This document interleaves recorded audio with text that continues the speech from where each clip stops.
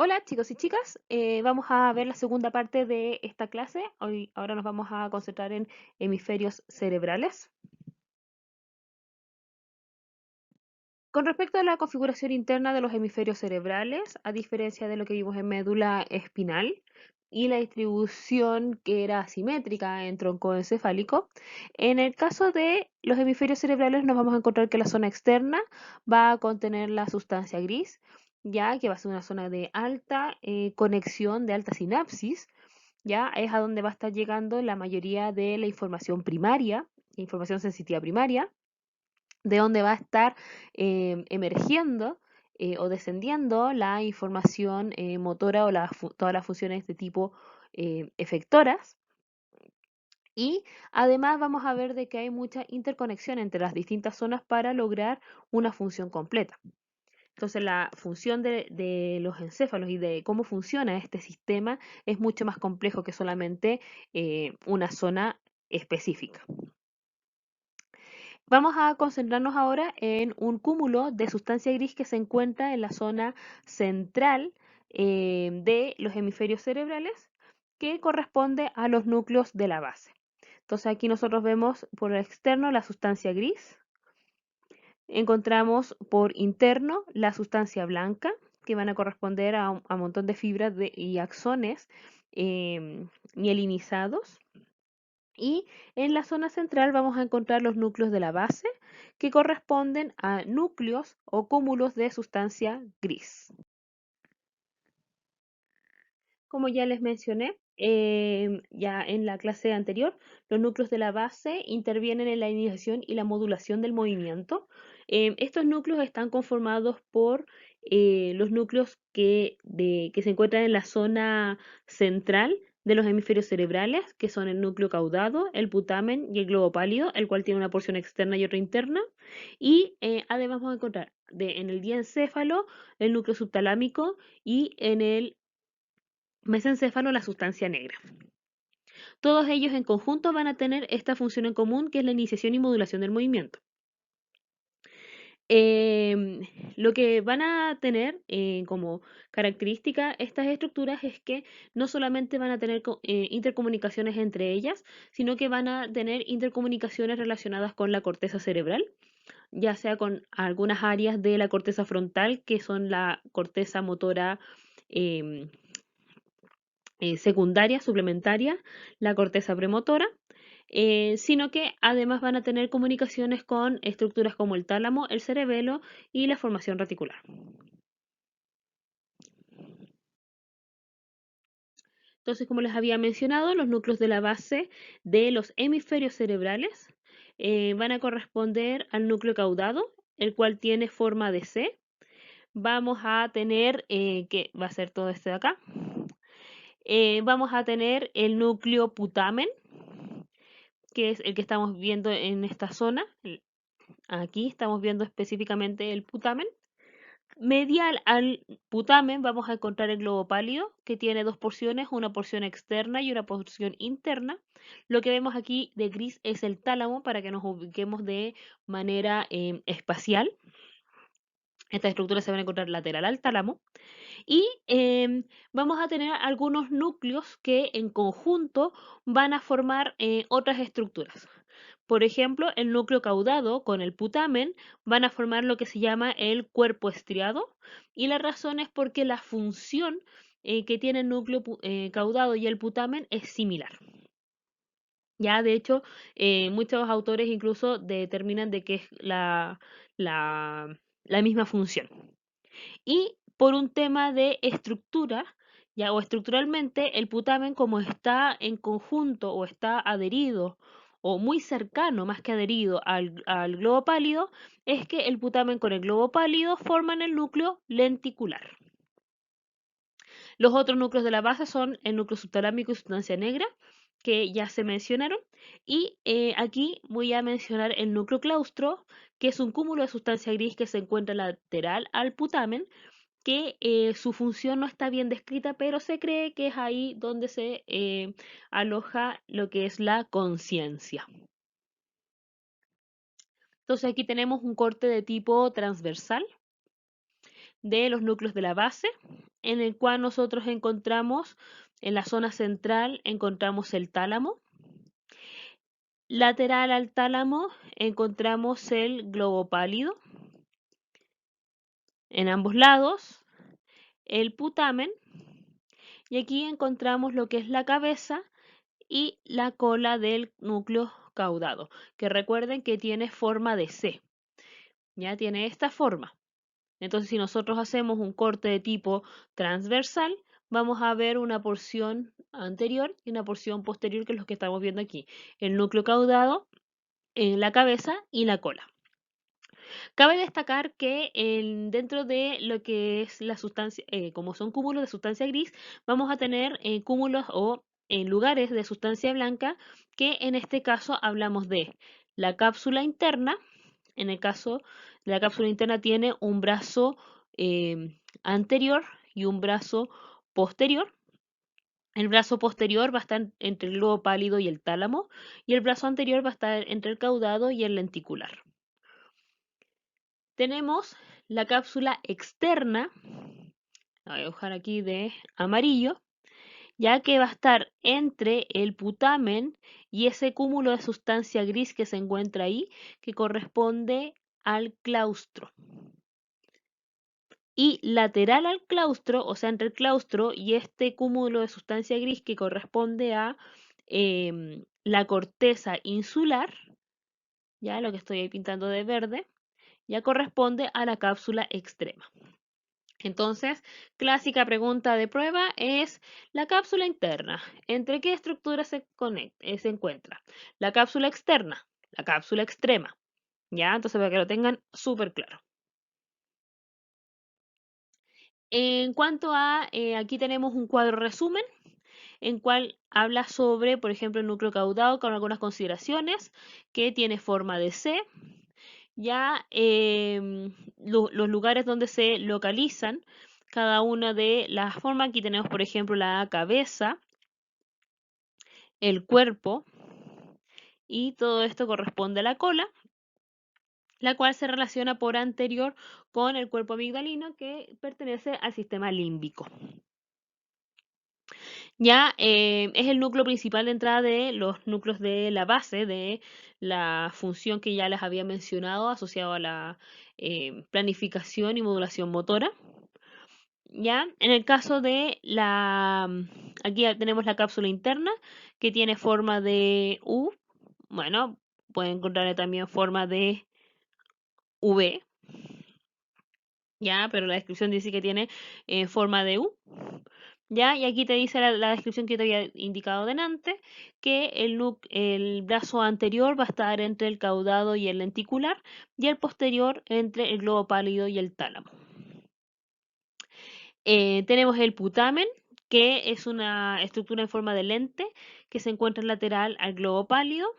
Ya aquí tienen lo que les había mencionado también, de que junto con el caudado forman el cuerpo estriado. Luego tenemos el globo pálido, que tiene dos porciones, una porción lateral y una porción medial. Ya junto con el putamen, el globo pálido forman el núcleo lentiforme. La cápsula externa se encuentra lateral al putamen, o sea, entre el putamen y el claustro. ¿Ya? Ahí después está el claustro, que es una capa que no se sabe bien la función. Como dije, se cree que está relacionado con la conciencia. Y la cápsula extrema es una delgada lámina de sustancia blanca que está lateral al claustro, o sea, entre el claustro y la corteza insular, que es esa que acaba de dibujar ahí.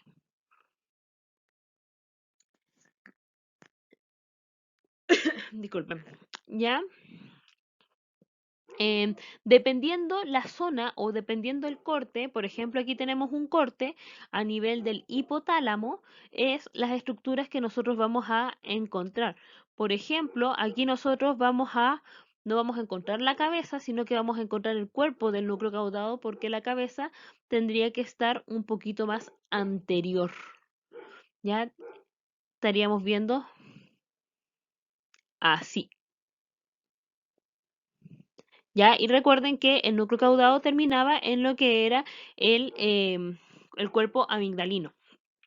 Por lo tanto, en este nivel de corte, nosotros si nos fijamos acá, lo que estamos viendo es específicamente el cuerpo amigdalino, ¿ya? Y el cuerpo del núcleo caudado.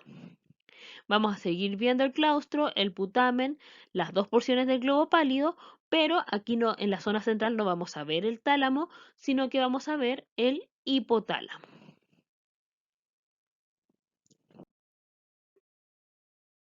Aquí tenemos un corte también al hipotálamo, pero ahora de manera transversa.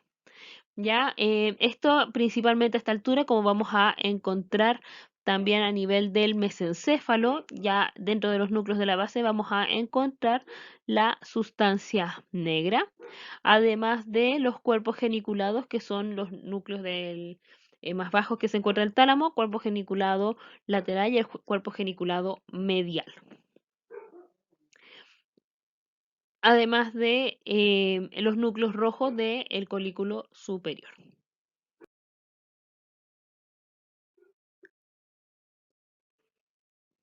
Dentro de la estructura del telencéfalo vamos a encontrar que vamos a encontrar los hemisferios cerebrales, ya el derecho y el izquierdo, cada uno de ellos va a tener 4 lóbulos y vamos a encontrar las comisuras de los hemisferios cerebrales donde vamos a encontrar el cuerpo calloso, el fornix y la comisura blanca anterior.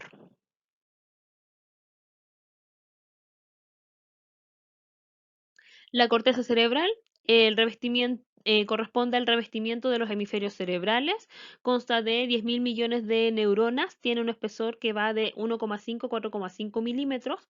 Entre más espeso tenemos mayor cantidad de neuronas y somas neuronales, por lo tanto también tenemos mayor cantidad de conexiones. Vamos a encontrar una serie de estructuras que son los giros y los surcos, además de las fisuras. Las fisuras, como esta que estoy marcando ahí, corresponden a, por ejemplo, la fisura lateral, ya que va a generar una separación real, a diferencia de los surcos que son solamente invaginaciones de la estructura y genera estas englobaciones que se llaman los giros. Como fisuras tenemos tres: la fisura longitudinal en la cara en la zona superior, que divide el hemisferio derecho del hemisferio izquierdo, y esta fisura lateral que va a dividir lo que es el lóbulo frontal y el parietal del lobo temporal. Los lóbulos cerebrales, el que está en color verde es el lóbulo frontal, en amarillo es el lóbulo parietal, el occipital y el temporal, y si nosotros separamos aquí la fisura lateral en la zona profunda, vamos a encontrar el lóbulo de la ínsula. Em, Como aquí ya tenemos una separación que es el lóbulo, o sea, la fisura lateral, entre el frontal y el parietal, la división va a estar por este surco que se llama el surco central. En cambio, entre el parietal y el occipital tenemos un surco que se llama el parieto occipital, que es mucho mejor visible por la cara medial. Entonces, como habíamos dicho, los giros son estas estructuras que se forman debido a la invaginación de la corteza cerebral. Esta invaginación se debe principalmente al aumento del número de neuronas que sufrimos nosotros como especie una vez que nosotros nos pusimos de pie. Esto pudo de que las conexiones aumentaran de manera exponencial sin que tuviera que aumentar mucho el tamaño de la cabeza. En la cara inferior, nosotros vamos a encontrar varios giros que son importantes, o elementos que también son importantes. Por ejemplo, aquí nosotros podemos ver en la zona central la fisura media anterior. Aquí estamos viendo el lóbulo frontal. Aquí vemos el temporal, y en la zona del temporal donde está terminando, si ustedes se fijan, esta prominencia que vemos aquí se llama uncus.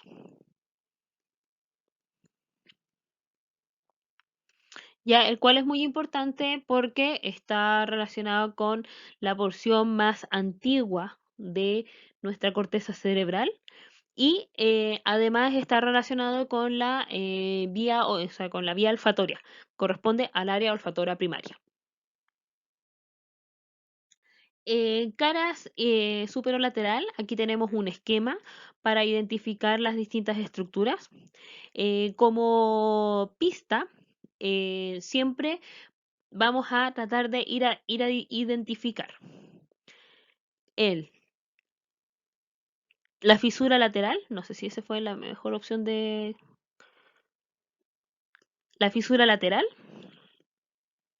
Y aquí nosotros vamos a encontrar un surco, que es el surco central.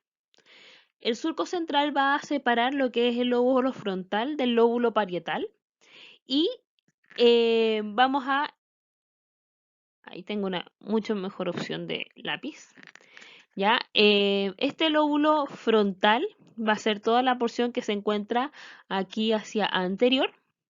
¿Ya? Y justo anterior al surco central vamos a encontrar un giro que se llama el giro precentral, que va a estar delimitado por este surco que se llama surco precentral.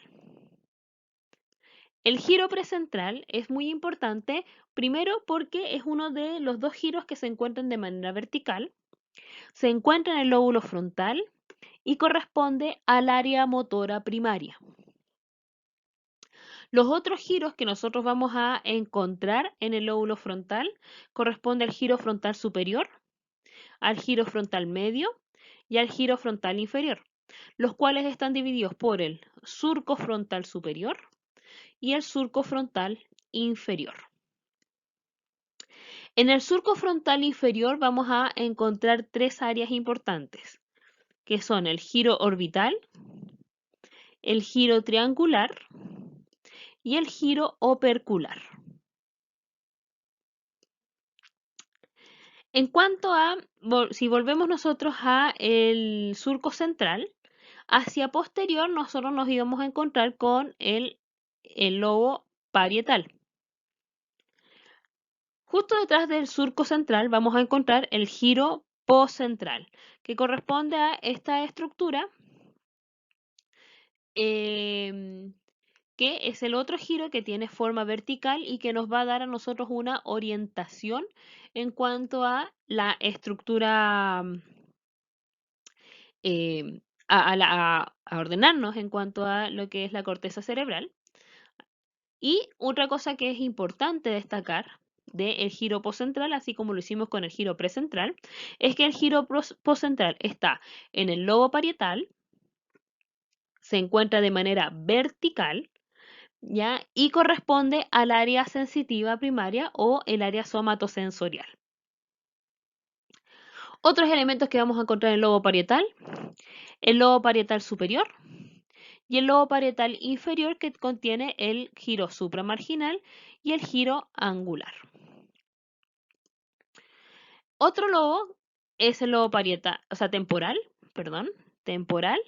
que tiene surco temporal superior y surco temporal medio. El surco temporal superior o sobre él vamos a encontrar el giro temporal superior, el giro temporal medio y el giro temporal inferior.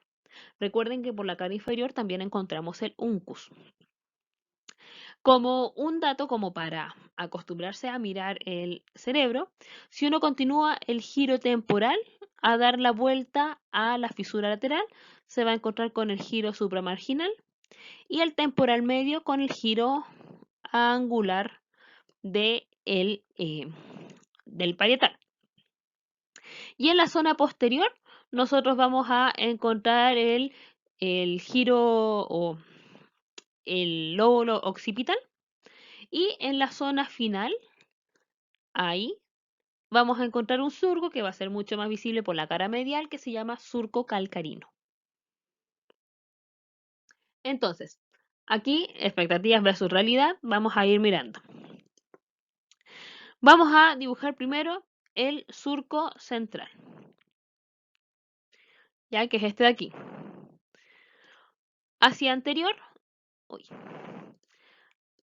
hacia anterior del surco central, y vamos a encontrar el giro precentral, que va a ser este que va a estar aquí vertical. Y hacia posterior vamos a encontrar el postcentral, que ya pertenece al lobo parietal. Los otros giros que nosotros íbamos a encontrar en el lóbulo frontal: giro frontal superior, giro frontal medio y el giro frontal inferior, que iba a tener tres partes: una porción orbital, la porción triangular y la opercular. En el caso del lobo temporal, íbamos a tener un giro frontal superior, un giro frontal medio y el giro frontal inferior. Si nosotros seguimos el giro frontal superior, vamos a encontrarnos con el giro supramarginal, y si nos seguimos por el medio, vamos a encontrar con el giro angular, que pertenecen al lobulillo inferior, parietal inferior, y sobre este el lobo parietal o lobulillo parietal superior. Y hacia posterior, fíjense, aquí está mucho mejor delimitada el lóbulo occipital, gracias a esa fisura que es la fisura parieto-occipital.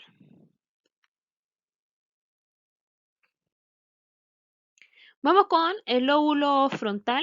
Como ya lo habíamos dicho, va a tener el giro precentral, giro frontal superior, giro frontal medio, giro frontal inferior con sus tres porciones: orbital, triangular y opercular. En el giro precentral, ¿y por qué lo estamos destacando tanto?, vamos a encontrar el área motora primaria. Y antes de avanzar, si nosotros pensamos, estiramos este giro y nos imaginamos que es una parcela, vamos a tener una distribución de esta parcela dependiendo de la cantidad de movimiento. Por ejemplo, si pensamos en movimientos del pie versus movimientos de la pierna, la rodilla, el tronco o la mano, finalmente la mano va a tener mucha mayor cobertura que la zona del tronco, porque con la mano tenemos más movimientos que controlar. Entonces, gracias a esta distribución asimétrica del giro, es que apareció este modelo que se llama el homúnculo motor.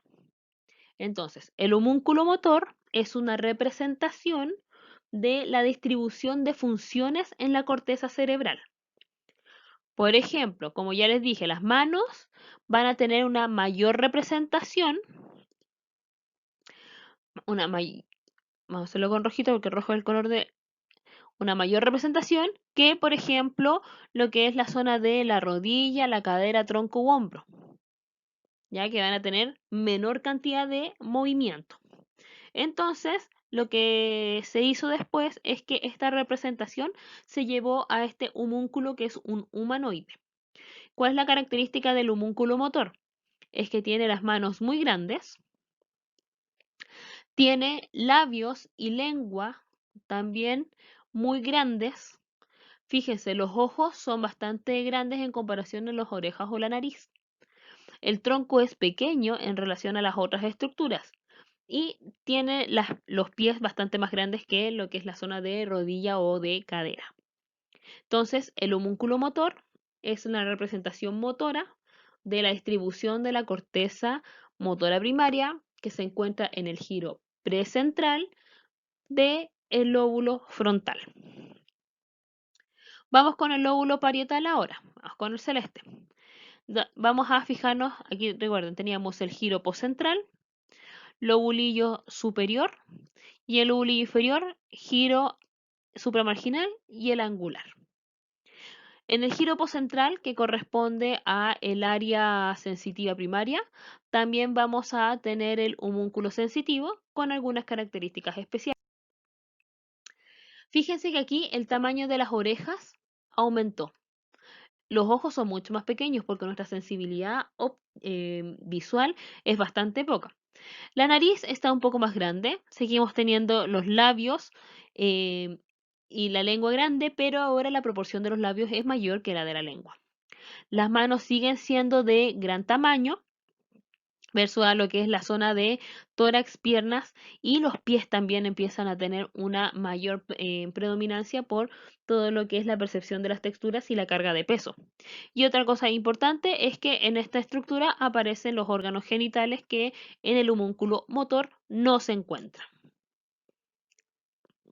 ¿Ya? Entonces, como resumen, el homúnculo sensitivo es la distribución de la modalidad sensitiva que llega a la corteza cerebral, que llega específicamente al giro postcentral, que corresponde al área sensitiva primaria y se encuentra en el lóbulo parietal. Finalmente, tenemos el lóbulo de la ínsula, que la vamos a hacer de moradita, ya que es un lóbulo que se encuentra mucho más profundo, se encuentra relacionado a las funciones del sistema límbico. Vamos a tener también un surco central, que es el que acabo de marcar ahí. Em, Vamos a ver un color más clarito. Tenemos lo que son giros cortos de la ínsula y tenemos aquí un giro largo, que fue muy mala elección de color, y un giro largo. ¿Ya? Entonces aquí tenemos el surco central, anterior al surco central los giros cortos y por posterior el giro largo. Además, rodeando toda la estructura, vamos a tener el giro circular.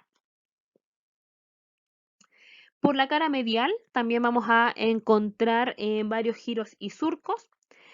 Como estructura primordial vamos a encontrar aquí el cuerpo calloso, que corresponde a fibras de tipo comisurales.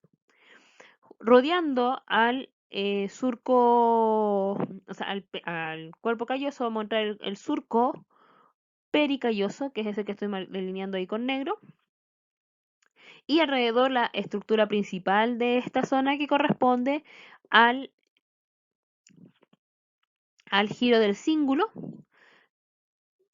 ya que nuevamente yo y misma los colores, ahí está, giro del cíngulo, ya, y justo lateral o superior a él vamos a encontrar el surco del cíngulo.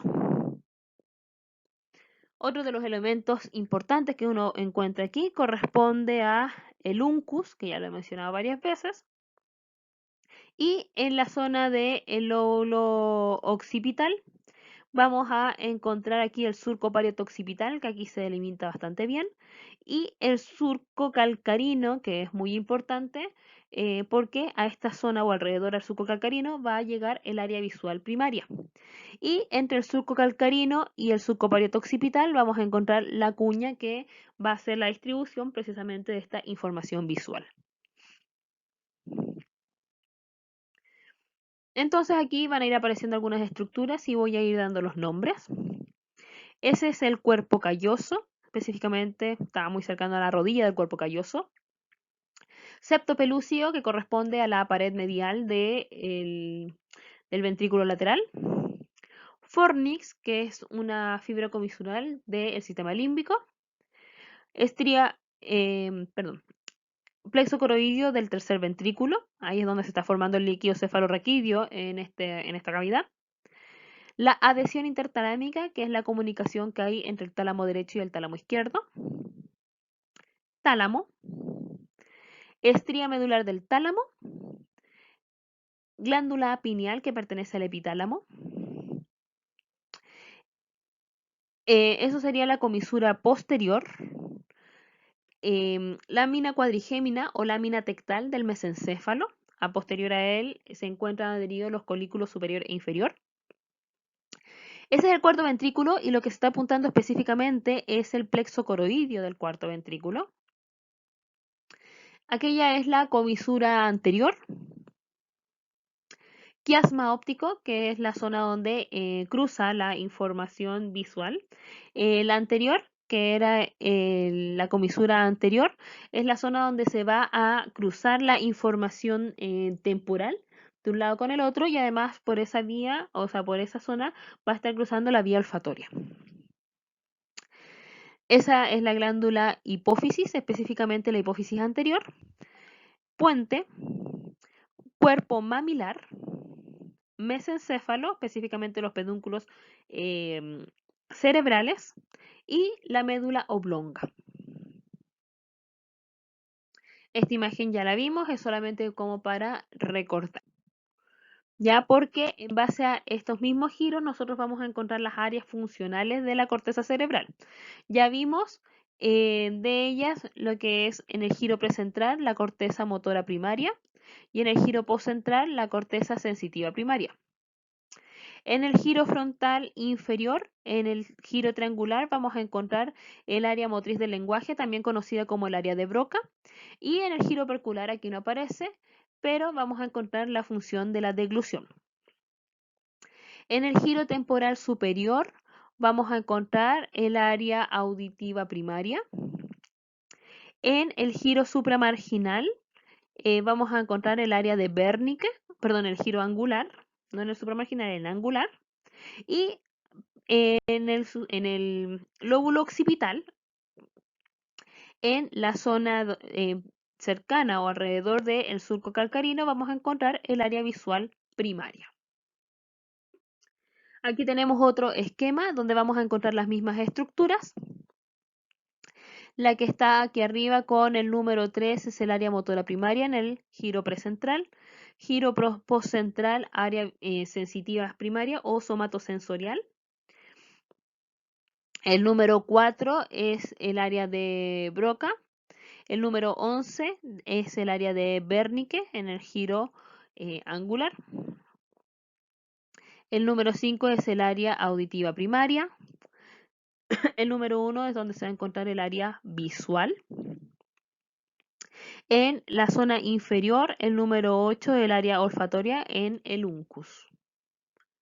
Ya en la clínica nosotros vamos a hablar principalmente de áreas funcionales del cerebro. Pero es importante destacar de que antiguamente se hablaban de los números de Brodmann. Ya Brodmann lo que hizo fue etiquetar el cerebro con áreas y las áreas estaban relacionadas con funciones. Estas son las áreas organización funcional de la corteza cerebral según las áreas de Brodmann y corresponden a las mismas áreas, solamente que aquí se etiquetan con números. Por ejemplo, el área de Broca, que es el lenguaje articulado, 44-45. El área motora primaria es el área 4. El área sensitiva primaria es el 1, 2 y 3. El, eh, el área auditiva primaria 41 y 42.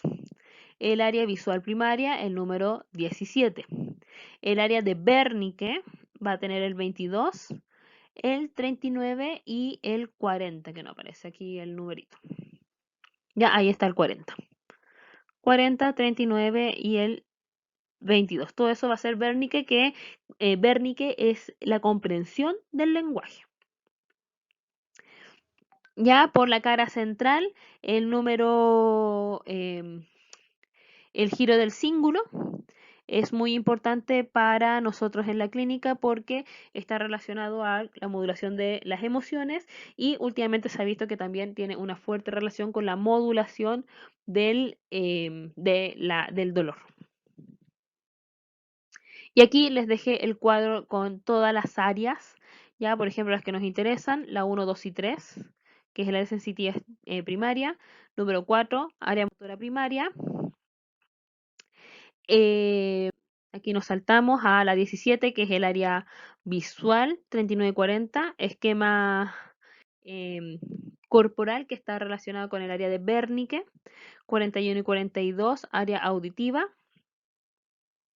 El 43 área del gusto, que está justo en la base del giro postcentral. 44 y 45, Broca, y aquí está 22, 39 y 40, área de Wernicke.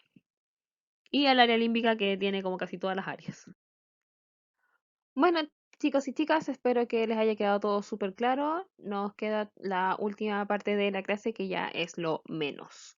Ya que estén súper bien, cuídense mucho. Nos vemos en una próxima oportunidad. Chao, chao.